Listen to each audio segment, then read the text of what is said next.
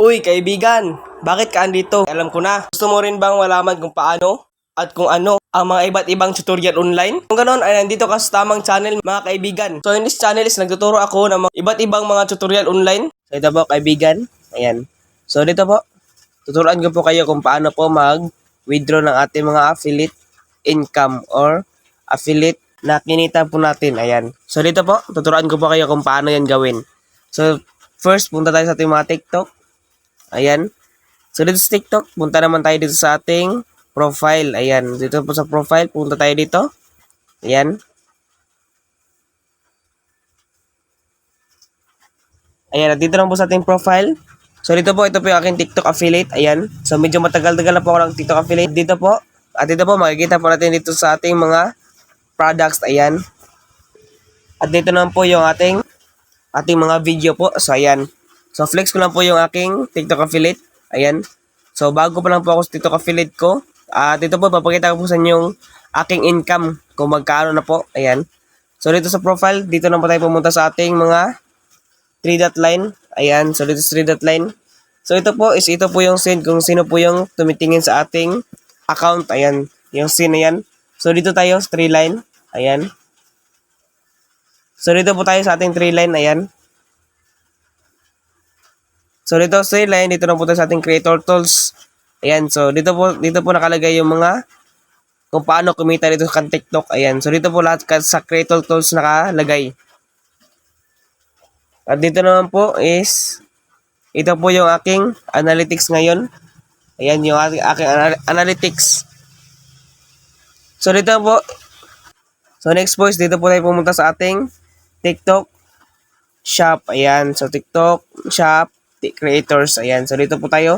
So, dito po sa TikTok shop. Ito po yung mga seller po. Ayan. Dahil promoters lang naman tayo. So, dito lang po tayo sa TikTok shop for creators. Ayan. So, tap po natin to. So, by the way po, kung gusto niyo po malaman at bago ka lang po at hindi mo na alam kung paano mag-create ng isang TikTok account. So, dito po. Meron po akong isang video dyan sa baba. So, puntahan niyo lang po doon yung may TikTok. Ayan, playlist na po yan. So, punta po kayo doon at kung paano gumawa na isang TikTok shop account at TikTok affiliate account. So, dito po, tuturuan ko po kayo doon kung paano po yun gawin. So, pagkatapos po, pwede na po kayong pumunta dito at panoorin niyo po to kung paano mag-withdraw. Ayan. So, tapusin niyo muna to. At doon po, pumunta po kayo doon kung gusto niyo po at interesado po kayo TikTok affiliate. So, maganda yung TikTok affiliate talaga. So, magpo-post ka lang ng video at the same time, ay pwede ka nang kumita ng instant money. Ayan, basta consistent ka lang talaga at tiyaga lang talagang gagawin natin. Kikita talaga tayo dito sa pag-TikTok affiliate. Ayan. So, dito po, meron po sila dito mga TikTok tokens. Ayan. So, dito po, ayan. So, ito pong product marketplace. So, dito po nakalagay yung ating mga product. At saka dito sa product showcase, so dito po tayo magde-delete. At yung mga hindi na pwede ibenta ng mga products, so dyan po natin delete. Yung earnings, yung kinikita po natin. So, dito po tayo sa earnings. Tap po natin yung earnings. Ayan. So, dito sa earnings, ito po yung kinita ko ngayon. So, dito, 2 araw ko pa lang yung kinita. Yung 283 na yan. So, yun. Yan yung kinita ko. At dito na po, tap po natin tong affiliate orders. Ayan. Try natin tap yung affiliate orders. So, tayo lang natin. So, dito po sa affiliate orders, is dito po nakalagay yung ating mga orders na nag-order sa atin. Ayan. So, for example, ito po sila. Ayan. Yung mga nag-order sa akin. So, medyo badabi-dabi na po yung nag-order sa akin. Ayan. Ayan. So, tingnan nyo naman po. Ganyan. Yung mga nag-order sa akin. So, dito nyo makikita. At ito po yung mga commission rate at saka estimated commission ninyo. Ayan. So, dito nyo po makikita. Ayan. So, back ulit tayo. Ayan. So, dito naman po. Ito na, tuturuan ko na kayo kung paano mag-withdraw. So, dito. Ayan. Alam ko ito na yung hinihintay nyo. So, dito po, tuturuan ko kayo kung paano mag-withdraw. So, tap lang po natin itong withdraw balance. Ayan. So, tap po natin yung withdraw balance. Ayan, so dito nakalagay na activate auto withdrawal. So ito yung activate auto withdrawal. Ito po yung inyong auto withdraw yung automatic na mag-withdraw na po sila para sa inyo. So, magagamit nyo lang po yan kapag napag-withdraw na kayo dito once. Kapag hindi ka kayo napag-withdraw, so hindi, wala makalagay na save dyan.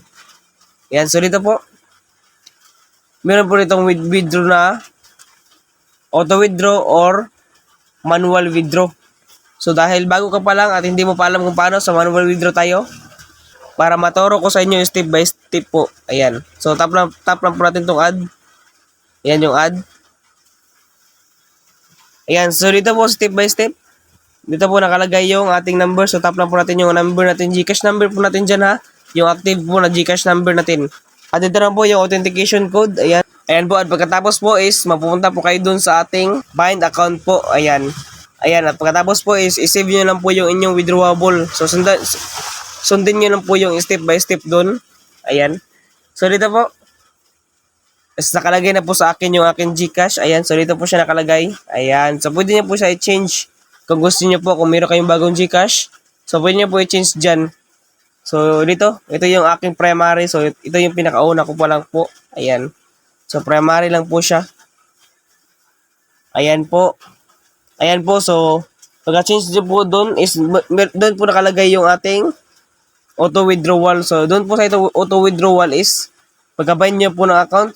So, doon po agad lalabas yung auto withdrawal. So, i-save nyo lang po. Ayan.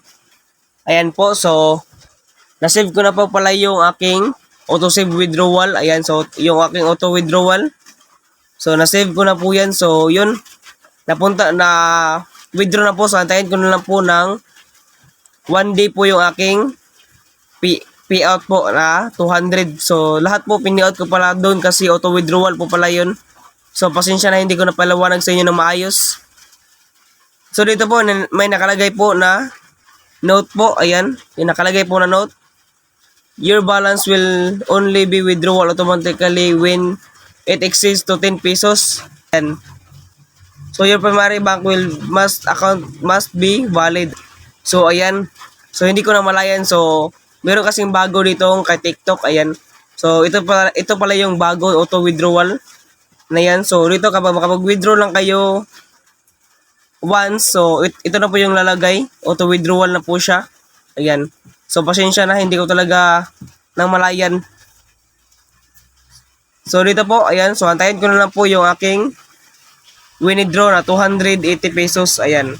So, meron po siyang kaltas na 10 pesos ata o 5 kapag dadating na po sa ating Gcash. Ayan. So, kapag mag-change naman po tayo, so, tap lang po natin itong change. Ayan. So, dito po, meron po akong dalawang account dito. So, nakapag-cash out na po ako dito sa aking unang Gcash at saka sa aking primary Gcash. So, yun pala. Ganun pala nangyari. Naka-auto-save na pala siya kasi naka-auto-withdrawal na po siya kasi nakapag-withdraw na po ako ng ilang beses dito sa akin TikTok affiliate. So, yun, pasensya na po talaga. At ganoon lang po. So, kung mag-add payout method kayo, so dito lang po. Mag-add payout method kayo. Tap lang po natin yan. So, dito po, meron po ditong bank transfer at saka Gcash. Sa Gcash po is 1 business day. So, bukas po, dadating na po sa akin Gcash yun.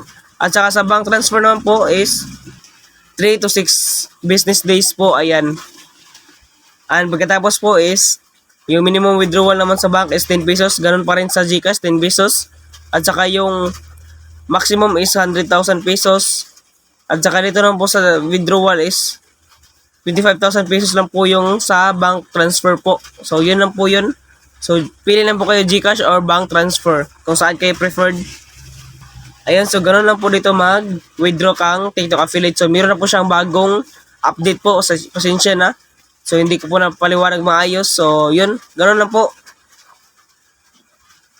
Mag-set lang po kayo ng inyong bank or Gcash account. So, ganun lang. Mag-set kayo, mag-save at yun.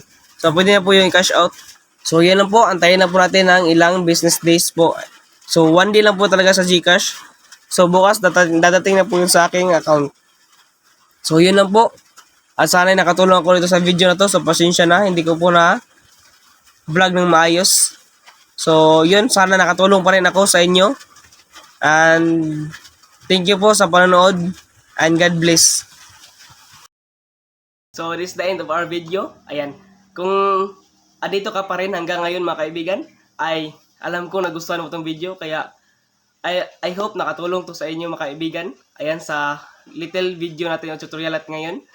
Ay kung nagustuhan nyo ito mga kaibigan at nakatulong to sa inyo, ay tulungan nyo rin ako mga kaibigan. Kaya please subscribe and like my YouTube channel. Ayan. So, para lahat tayo ay lumago. Ayan. So, thank you. Enjoy and God bless.